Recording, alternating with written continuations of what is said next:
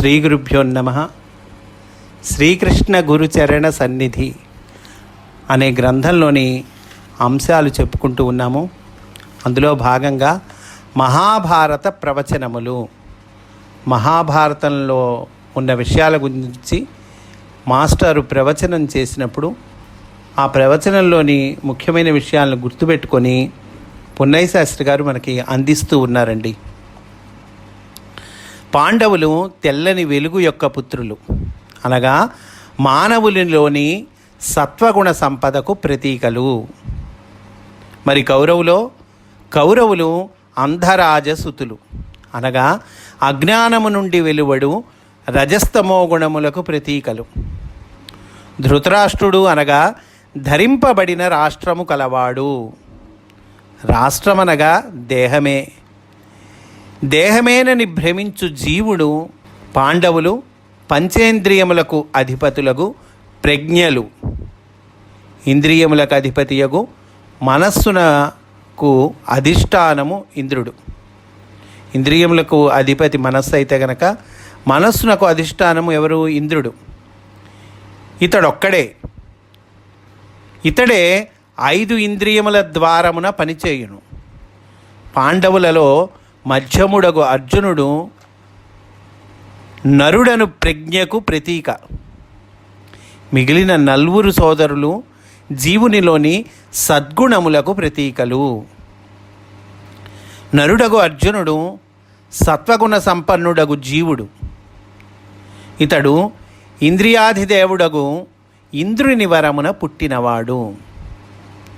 అంతిమమున విజయము పొందినది నరుడే అయినను అతని జీవిత సామ్రాజ్యమున పట్టాభిషేకమునందునది ధర్మమే. జీవుడు ధర్మమునకు దాసుడు మాత్రమే. మనకు తెలుసు, అర్జునుడికి భగవద్గీత చెప్పబడింది. తర్వాత యుద్ధంలో కూడా ప్రధాన పాత్ర అర్జునుడు పోషించాడు. కానీ పట్టాభిషేకం ఎవరికి జరిగింది? ధర్మరాజుకు పట్టాభిషేకం జరిగింది. ఇదియే పట్టాభిషిక్తుడగు ధర్మరాజుకు అర్జునుడు తమ్ముడగుట. పాంచాల దేశమనగా పంచేంద్రియములకును మెదడు నుండి నాడులు ప్రసరించు ప్రదేశము. ఇంద్రియములు 5 వాని ద్వారమున పనిచేయు శక్తి ఒకటియే. కావుననే ఆమెకు పాంచాలి అని పేరు. ఈమె పంచపాండవులను చేపట్టినది. శ్రీకృష్ణుని అనుగ్రహమే జీవులకు ప్రసాదింపబడు పంచేంద్రియ శక్తి. దీనికి సంకేతమే ద్రౌపది. అసలు పేరు కృష్ణ అగుట.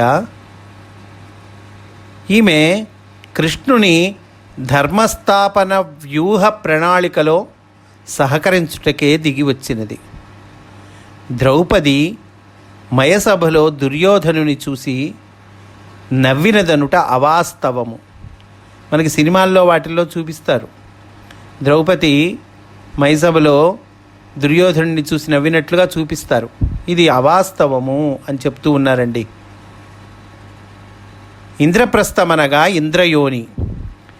మయుని నిర్మాణమగు సభ భౌతిక దేహము.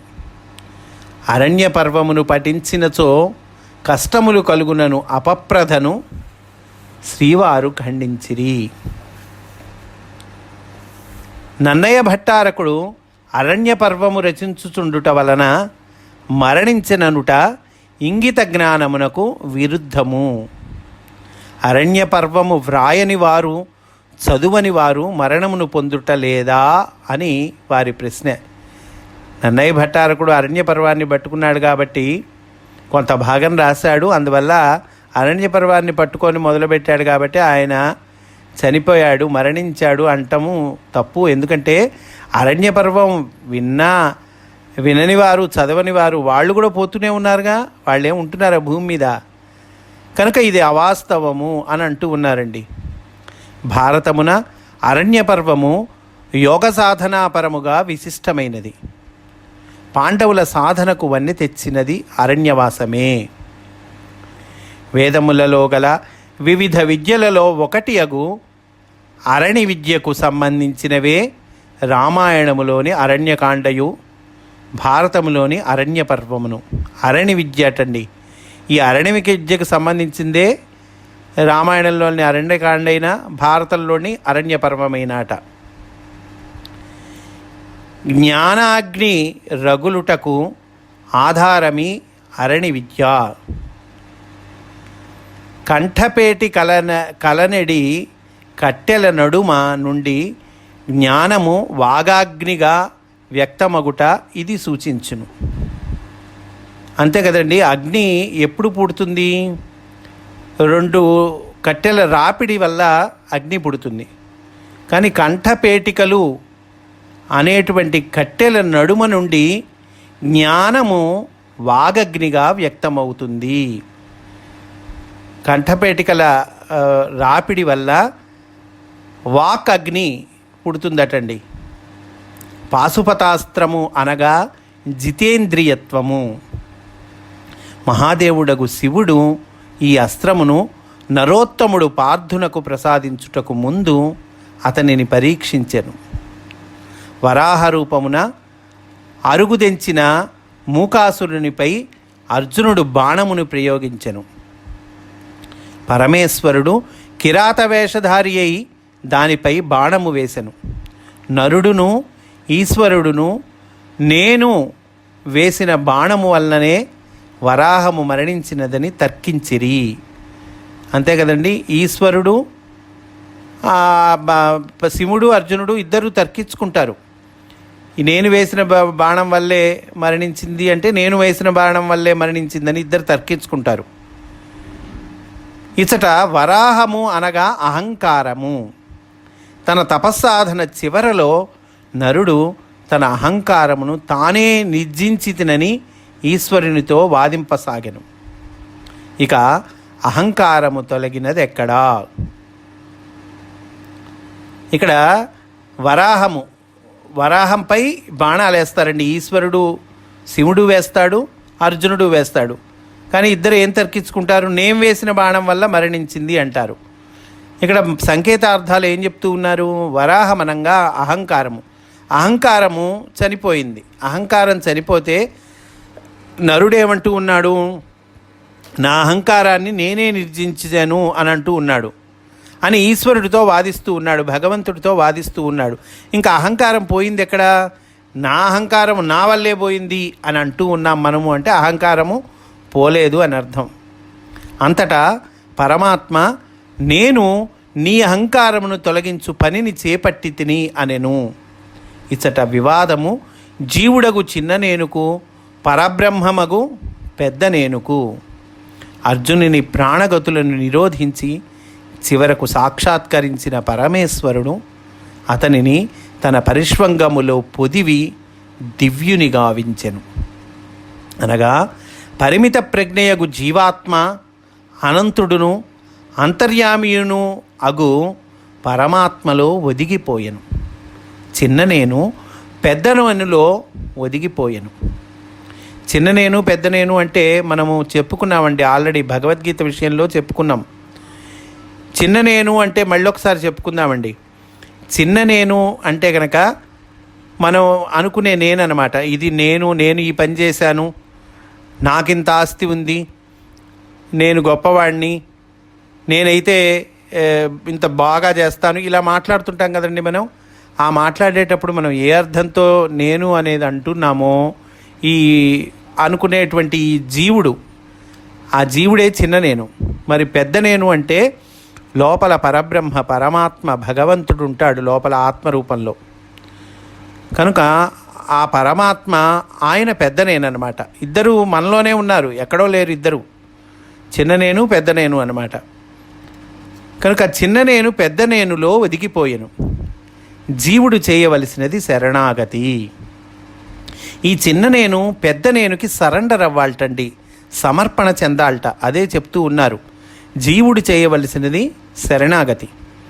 అతని అహంకారమును తొలగించి జితేంద్రియత్వమును చిత్తవృత్తి నిరోధమును అనుగ్రహించున్నది పరమాత్మ. మాస్టర్ గారు కిరాతార్జునీయ కథకు చెప్పిన ఈ వ్యాఖ్యానము నన్నెంతయో ముచ్చట గొలిపినది. ఇప్పటికి వారి ఈ పలుకులు తరచు నా ఎదయందు గింగురుమని నినదించుచునే ఉన్నవి. అర్జునునకు పరమేశ్వర దర్శనము జీవుని యోగ సాధనలో అతని ప్రజ్ఞ రుద్రగ్రంథిని చేరుటకు సంకేతము. ఇంద్రుని సాక్షాత్కారము జీవుని ప్రజ్ఞ ఇంద్రగ్రంథిని చేరుటకు సంకేతము. రుద్రగ్రంథి విభేదమునకు పిమ్మట ఇంద్రగ్రంథి నుండి యోగసిద్ధి జాలువారును. ఇక నలదమయంతుల కథను వారు రమణీయముగా యోగపరముగా వ్యాఖ్యానించిరి. వేద పరిభాషలో లకు భేదము లేదట. రకారము లకారము అండి, ఈ రెండిటికి భేదం లేదట. నలుడనగా నరుడు, దమయంతి అనగా దమము అనగా జితేంద్రియత్వము అను సిద్ధి. ఈ సిద్ధి జగన్మాత యొక్క అనుగ్రహము. దమయంతి అంటే ఇంద్రియములను జయించుట అనేటువంటి సిద్ధిటండి. ఈ సిద్ధి అమ్మవారి అనుగ్రహం అంట. కావున దమయంతి అమ్మవారి అనుగ్రహమునకు సంకేతము. నరుడు దమమును చేపట్టుటకు హంస తోడ్పడినది అనగా శ్వాసరూపమైన హంస అని అర్థము. సోహం అంటాం కదండి మనం.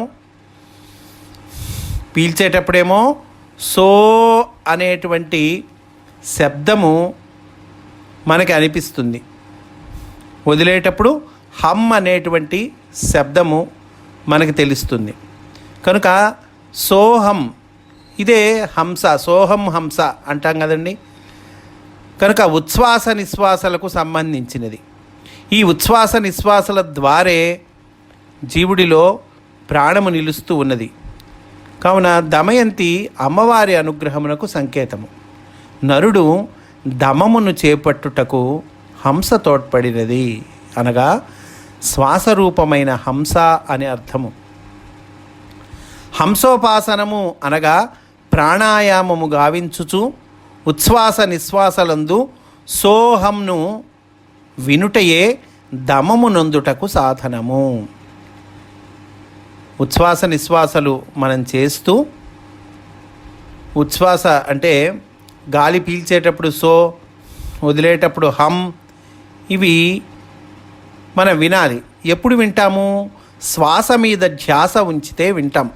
కనుక శ్వాస మీద ధ్యాస ఉంచుతూ ఈ శ్వాస లోపలికి పోతోంది, ఎక్కడికి పోతోంది లోపల అది గమనిస్తూ ఉండాలి. లేదా లోపల నుంచి మళ్ళీ బయటికి వస్తోంది, బయటికి వచ్చేటప్పుడు హమ్ అని సౌండ్తో వస్తోంది. కనుక ఆ బయటికి ఎక్కడి నుంచి వస్తోంది, ఏ కేంద్రం నుంచి బయటికి వస్తోంది, ఇవి మనం గమనిస్తూ ఉండాలి. శ్వాస మీద ధ్యాస అన్నమాట. ఉచ్ఛ్వాస నిశ్వాసలందు సోహంను వినుటయే దమమును నొందుటకు సాధనము. ఈ ఉపాసనమునే ఈ కథయందు వ్యాసుడు నిక్షేపించెను. ఈ సోహం మంత్రమే అజపా గాయత్రి అనబడును. క్రమముగా ఈ ఉపాసనలో సాహాలు జారిపోయి ఇందు ఓం మిగులును. సోహంలో సాహాలు జారిపోతాయిటండి క్రమముగా. అంటే మనము ప్రాణాయామం చేస్తూ ఉండటం ద్వారా ఆ సాహాలు జారిపోయి ఓం మిగులుతుందట. సోహం అంటున్నాం కదండి, ఆ సోహంలో సకారము హకారము జారిపోయి ఓంకారం మిగులుతుంది, ఓం మిగులును. ఓం వినుటయే ప్రణవోపాసన. ఓంను వినుటకు అలవాటు పడినవాడు ఓం అందు కరిగిపోయి తానే ఓం అగును. ఈ ఓంకారమే పరబ్రహ్మము. ఈ ఓంని వినుటయే ప్రణవోపాసన అని చెప్తూ ఉన్నారు. అట్లా ఈ ఓంను వినుటకు అలవాటు పడినవాడు ఈ ఓం యందు కరిగిపోయి, అంటే ఇంక తానుండడు, ఓంకారమే ఉంటుంది, అందులో కరిగిపోతాడనమాట.